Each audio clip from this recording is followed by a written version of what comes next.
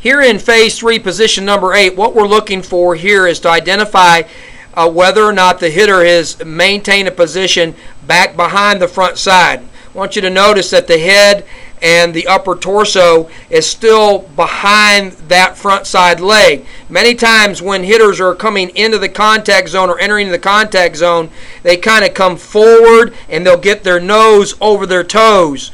And they'll be straight up and down on that front side leg, having even drugged their backside pivot foot forward as they're approaching or entering into the contact zone. We don't want to see that because we're trying to keep all of the power based on the backside all through phase 1, phase 2, into the trigger. We're loading up, and phase 2, you can think about the whole loading process is kind of like an old cannon used in the Civil War, where you would pack the powder back there waiting for the trigger to be lit. And that's kind of what you're doing when you go from an A or a phase 1 to a phase 2 into a phase 3. Here, right here, we're lighting the fuse, and we're about to let go all the powder and all the munitions that we've compressed back there. It's about to come forward into phase 4.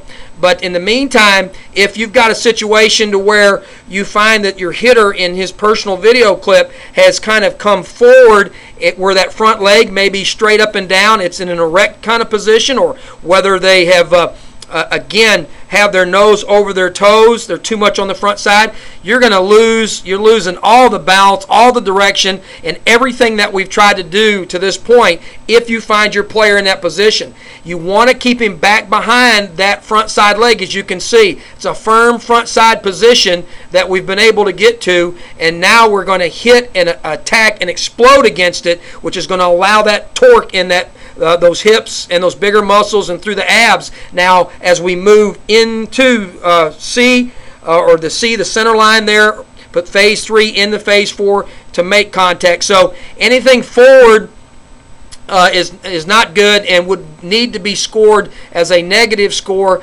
Something as close to this position as possible, obviously, would give you a positive score, and we hope that's what you get. Now let's move into phase 4 of the contact zone.